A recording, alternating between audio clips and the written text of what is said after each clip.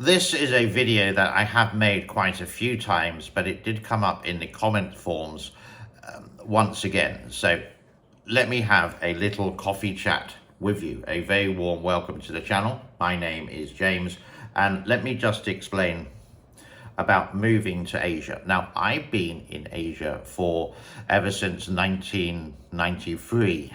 Why? Well, money. There was lots of work, and I decided to stay, and I've been quite successful in Asia, and I managed to retire at 44, and I do have a sort of income, you could say like a pension. Is a passive income. I'm not working at all. It's a long story how I got to Cambodia, but let me explain if you are thinking. Now, the most essential thing, if you've never been to Asia before, you may have been on holiday. I would come, let's say, here to Siem Reap, Cambodia, for 2 months. Now, you can get a tourist visa from the Cambodian embassy, or you can come here with no visa and get the visa on arrival. Now, please don't quote me on that. And this tourist visa is expandable, and you would stay here for about 2 months. You can stay in a hotel, and the idea is gaining information. It's a feasibility study, so don't spend so much time with the tourist attractions. Try to become one of the expat community, and you can find out so much more. Now, how much is the cost? Whew. Well, I can only base this on my experience, and you can get an apartment, not directly in the city centre, but you could say around the city centre where you could walk to most things. It's not a big city here in Siem Reap, and you could find a really nice apartment for 300, maybe 350. You would want the apartment with maybe 2 air conditioning units. You would like the apartment to have a backup generator, because sometimes it does go down, the electricity, maybe for 5 minutes, maybe for 1 hour. A couple of weeks ago, it went from about 10 o'clock until 4 o'clock, and it was really hot. We don't have a backup generator here, and maybe it comes with a swimming pool. It's just you searching around. So you can do a feasibility study while you're here, which is the best apartment for you. You have the time to do it. You would have to do a deposit. Usually is going to be 2 months deposit, and you get that back when you decide to leave. It's going to be a 6 or 12 month contract. 6 month or 12 month contract that you can annually renew, and the contract will be in English. It'll be a standard contract, and it's fine. But when you do decide to leave, make sure it is at the end, and it's dealing with the landlord more than anything. So that's that. The electricity. Now, if you rent or you have a landlord, your electricity per unit would be round about 25 cents. If you have your own property, it goes down to 20 cents, which is actually quite a big saving. So it depends on your air conditioning, really. If you have it on, like me, near enough 24 hours a day, not all at the same time, but individual units, then you're talking about $100. With the air conditioning, make sure it's a inverted. It has inverter. My air conditioner is a dual, so it saves me money. That's one thing that could save you maybe dollars per month. Multiply that by a year. Wow, that's an extra bit in your pocket. That's the electricity. The water, it varies, and you can say anywhere between $3 up to $15 per month, depending on your contract that you sign.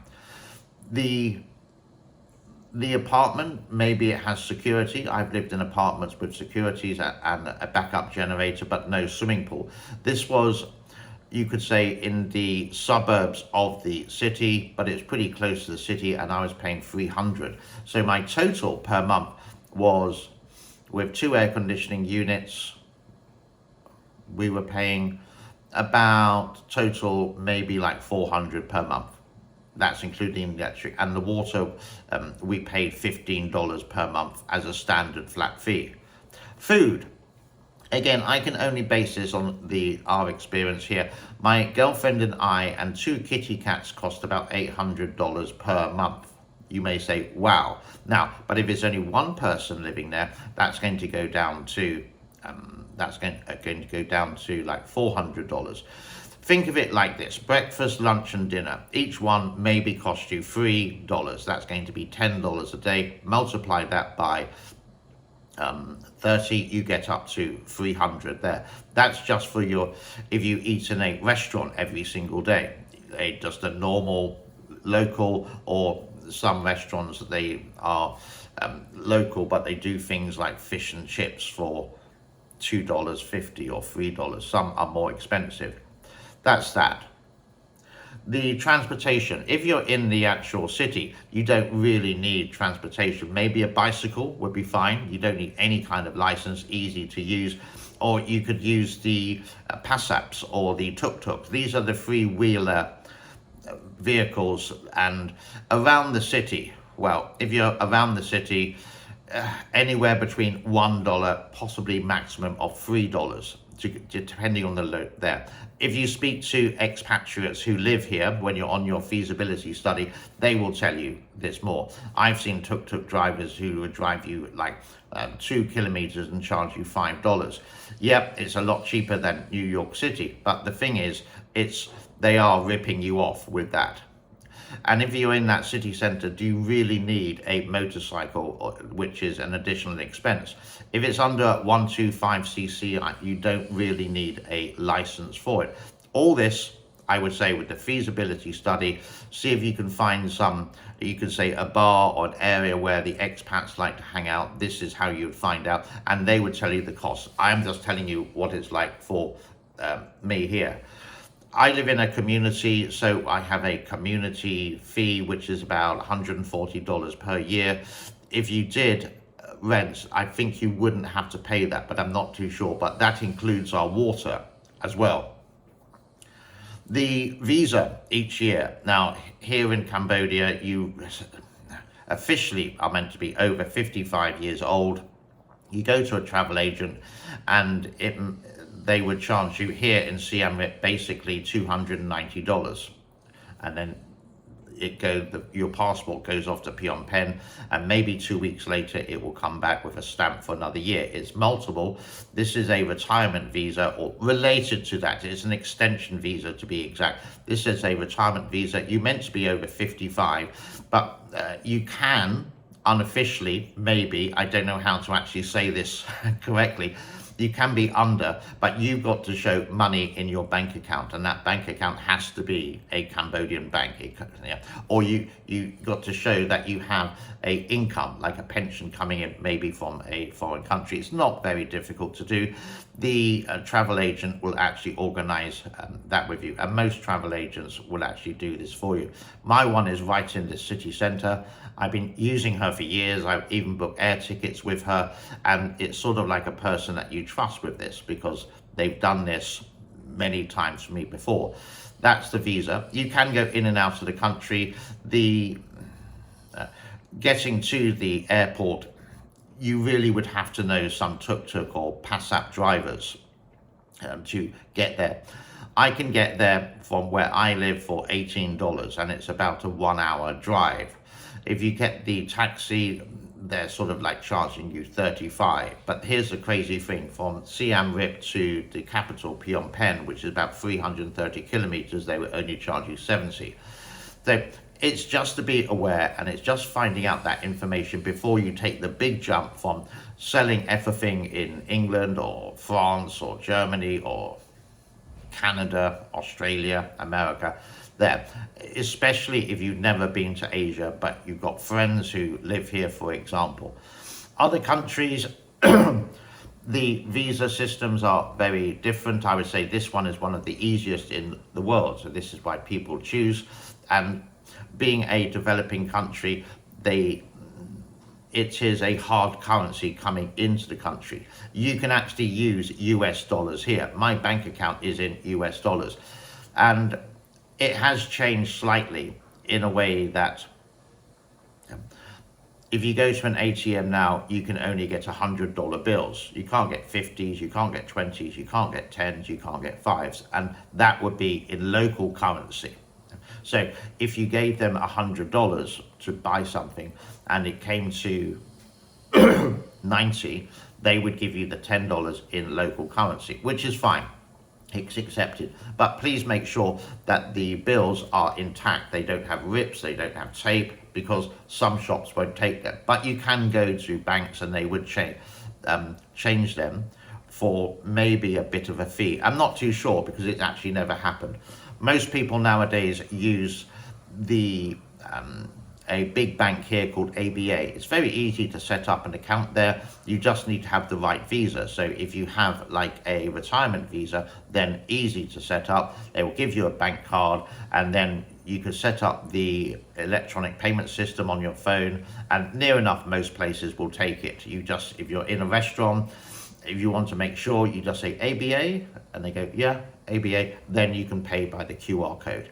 If you can't and you got no money, well, there's plenty of ATMs you go by, but be aware that if, let's say your bank is ABA and you're using another bank ATM, they will charge you a lot of money, like $10. It's a little bit of a scam, but that's how it is. Every country has different kind of rules and regulations. Cambodia is, you could say, exactly the same. It's different. I think I need a coffee, hold on.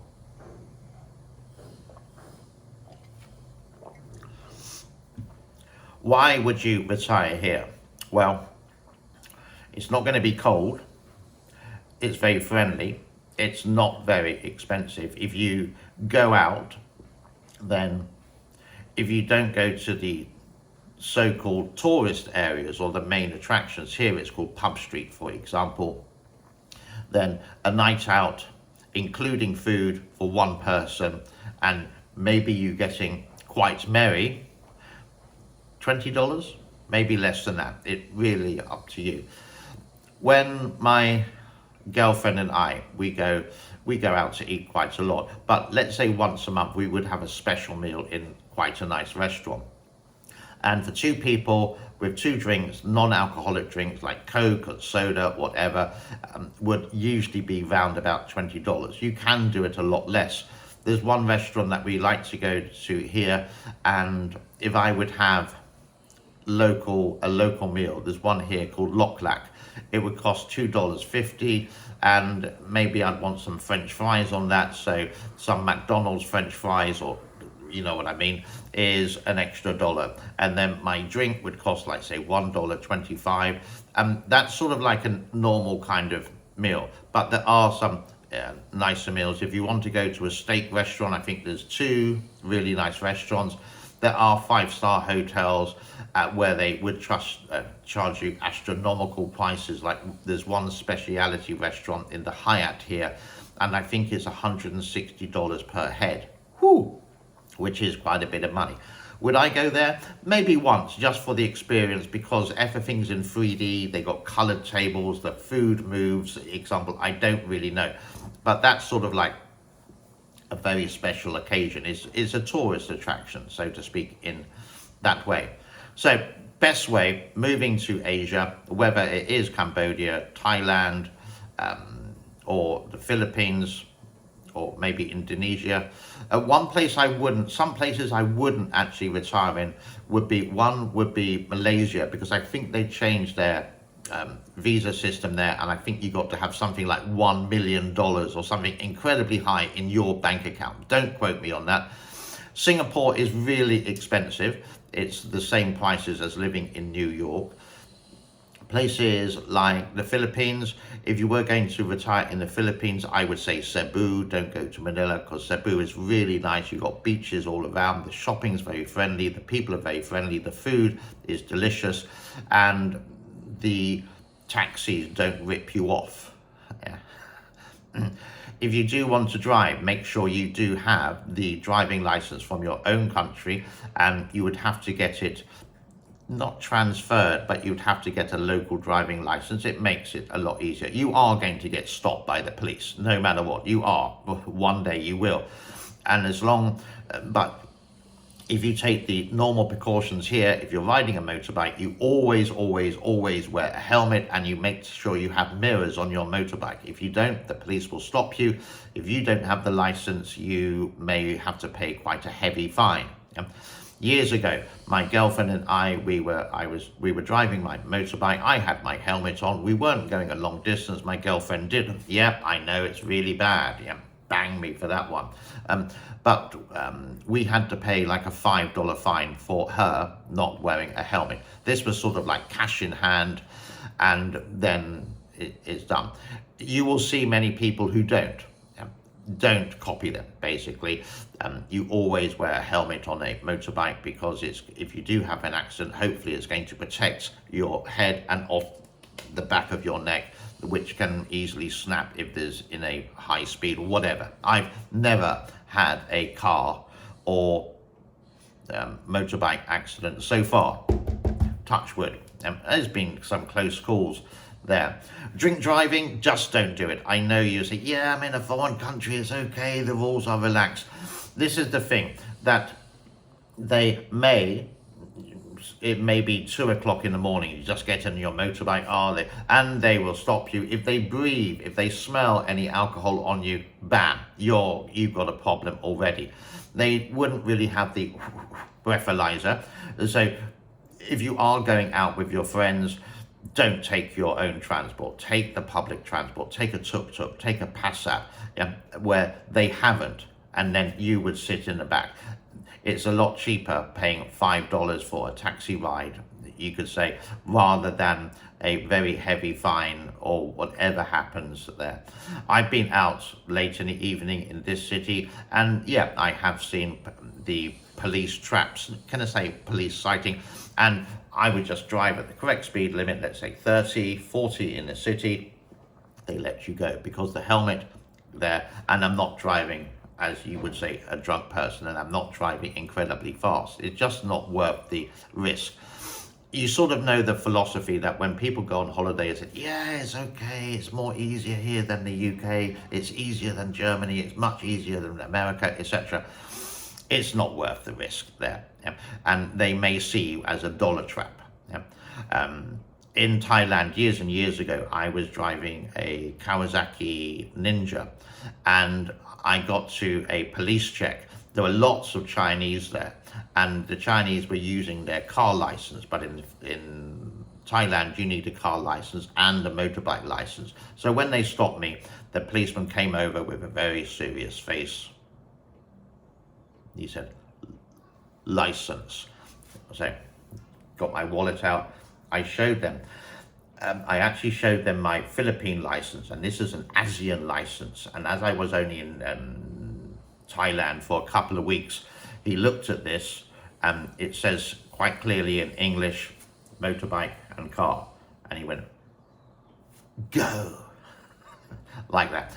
And it's just, even though it may be a small amount of money, it's just annoying. So make sure, like in your own country, you do have the correct documents. It's the visas, it's so much easier compared to America or Thailand. The cost of living, is so much lower. Is there more corruption? I would say, well, every country in the world, they are corrupt. Some is very open, like in the Philippines. I have been stopped in the Philippines because when I had my motorbike, for example, it didn't have the plate number. But I did have the paperwork to it. So when I got stopped, he said, you don't have a plate number. And I said to him, basically, well, it's being registered. And I got all the papers out. He couldn't do anything wrong because everything I was doing was legal. Nothing was illegal. And that's the whole thing. So there may not be any speed signs. So don't drive like a maniac in the city centre. On the highway, you would see occasionally some speed signs, and they would either be like 80 kilometers an hour. If it's like a dual lane highway, it's like 120. But you're riding a motorbike, don't drive like a maniac. So if you are here and you want to buy a car, by all means you can. Make sure you do have your correct driving license, and it's better to have a Khmer one. It's not difficult to transfer from, let's say, USA to this one. You still keep your USA one, so you have two driving licenses. And make sure you do have insurance. For the car, it's a compulsory thing now. I've been told that if you have a car, you need insurance. and you would just have to do some research related to that. I am sort of waffling on for more advanced reasons here, but let's say you're 55 years old, you've got a passive income, you've got some kind of pension. Someone said to me, and this is the reason, can you do it for $1,200? Well, yeah, possibly. If you work it out, $300 is for your rent, $100 is for your electricity, maybe another $400 for your food for one person, so we're up to $800 already. And your visa, if you're doing it per month, then divide 300, maybe 400 if you want the express visa into that. So 4 divided by 12, whatever that comes, so 30, yeah, let's say $30 per month on top of that. You can do it, but the thing is, that's just going to be living. You'll enjoy. But if you want to travel to Thailand, for example, then you don't have any extra money. So the thing is, for places like the Philippines, the places like Thailand, places like Cambodia, and maybe Indonesia, don't really ask me on that, I haven't been to Indonesia for years and years, you would say your ballpark figure is 2,000, then you have the peace of mind. And as long as this is a guaranteed passive income, like a retirement pension or whatever it is, then you'll be fine as houses. Don't go overboard. And you would, let's say you want to buy a new phone. There's plenty of phone shops here. If you want the new iPhone, for example, I think the iPhone Pro is like $1,200 here. So some things are more expensive. But sometimes you do want to travel, and travel in this country can be quite expensive. So 1,002, yeah, quite easy for one person. If there's, but I would say you would be far more comfortable if you're on 2,000. You can agree or you can disagree with this. If there are any expats living in Cambodia or in Thailand or in the Philippines, do drop us a line and do share this information, people who may be considering to retire in Southeast Asia. It's not just the sunshine, it's not just the beach, it's just a style of living. And trust me, it's very different to living in the UK. I went to the UK last year and I found it weird. And I'm from the UK, maybe because I've been out of the UK ever since 1989. My work always took me basically around the world. You may go, ooh, but I sort of actually chose that. I wanted to do that in that kind of way. Is it time for another? I've got to have my breakfast soon.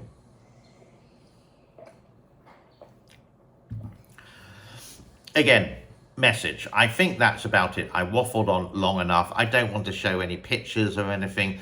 This is just like a coffee chat, just to explain and how life is really like here. And hopefully I'm giving you an honest point of view here. Television, yeah, if there's a TV in the house, you can possibly get an Apple TV little box here. So if you want Netflix, yeah, you can get it. Amazon, yeah, you can get it. You can't get Hulu, I haven't found, but it depends how much TV you want. So Amazon, Netflix, yeah, and Apple Plus TV, yeah, you can get on the Apple TV box that you may have. It's very small, so if you have one in America, for example, just bring it along, plug it into the back of your TV, as long as you have a reasonably good connection. Internet is another one. Most apartment buildings will have some kind of internet access. Do go, when you are checking things out, do go to speed test and you can check out the actual Wi-Fi speed. And why do I have my own internet here is because of the last apartment that we lived in. It was really nice apartment. It had a parking space, generator, security guards. The landlord spoke English. They were both doctors. It was just convenient. There was a market nearby. 1 kilometer away was the supermarket, etc., etc. But the internet sucked. So I have my own internet connection. And I actually pay like $660 per year. Yep, it is expensive, but this is a public IP. My upload and download goes around about 90 to 100 Mbps. You can get a lot cheaper. You can get a private IP, but what do you need it for? Now, if it's just for Facebook and using a computer, then you can get a lot cheaper, and that's fine. But if you're watching Netflix and you want it in 4K, you need a minimum speed of 25 Mbps up and down, which you can get here, and you can get more expensive than mine, you can get a lot cheaper. So that's another expense that you may have to pay.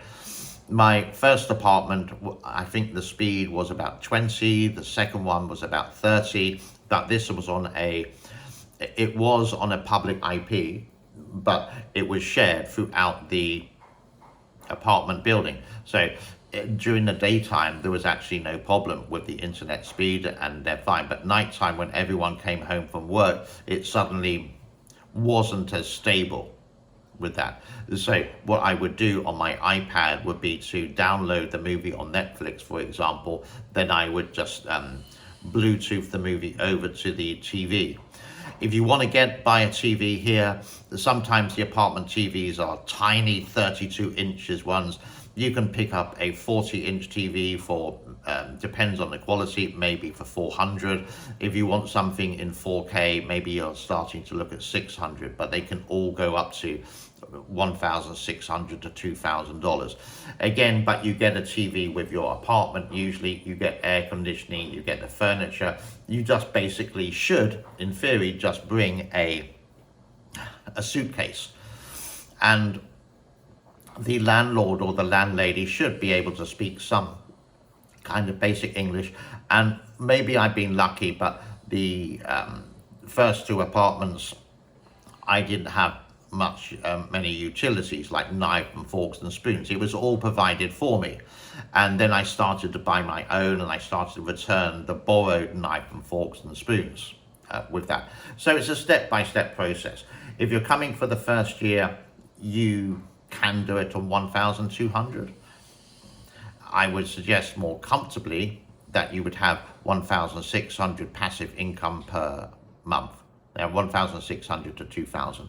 Let's leave it there for today. I hope you found this useful, or you may find it absolutely pointless for me waffling on for 28 minutes related to moving to Asia, moving to Southeast Asia. And again, to summarize, come here first of all for 2 months. You can live in a hotel, come off season, go in the worst season when it's raining, when it floods. Don't come in you could say the nice time or the high season. Come in the low season, then you can really feel what it's like. Spend some time. Don't waste your time on tourist attractions, and then see what it's like to live. And you can find out all the information by yourself, rather than going to internet sites or YouTube videos like me waffling on. Just go and find out yourself. If you have been to Asia before, or Southeast Asia, you may have been on holiday and you enjoyed, and you may think, wow. Don't suddenly say, right, I'm going to go to Thailand, or I'm going to go to Cambodia. I had a great time on holiday. Come again as a feasibility study, and go and speak to people and live as an expat. Find the information from the people who live here, the foreigners who live here, and they will tell you their good things and bad things. And if it's feasible and it makes sense to you, go for it. If it sounds like a big headache and you're missing Oklahoma City so much, then I would say it's not for you, because you may do it for 2 years, but then you miss up. If you do have any property in America, for example, don't sell up immediately. Don't sell up immediately. Give yourself, you've got to be patient, give yourself a couple of years. Is it the right move? Are you really happy here? Could you retire for your life in there? And if the answer is, I'm not sure, don't sell your property in America. If you're 100%, and only 100% if you're happy, then you can sell up everything. It's a bit of a headache, and then you do the big move to Cambodia, and that would be your country for the rest of your life, for example. Some people constantly ask about health insurance if they got so far in this video. Again, with your feasibility study while you're here, go to the hospitals. There is a really big hospital here called Royal something. It's run by Thai hospitals. Go in there and ask, what insurance would I need if I was ill? And they would go through in really good English what it is. It is an expensive hospital if you don't have insurance, but it will be, but go in there and ask. I have been to hospital recently for a rash, and I went to the Kuma Japan hospital. Now I do have insurance, I do have health insurance, but this one I just paid in cash because the doctor's fee for the examination was something like $10, and then the medicine was something like $6 or $7. But you would only know that really if you were actually here. And this feasibility study, especially if it's your first time to Asia, I would say is absolutely essential. I'm going to go for my breakfast. I hope it was useful. Thumbs up, subscribe, donate to me and my kitty cats. God bless. Bye-bye.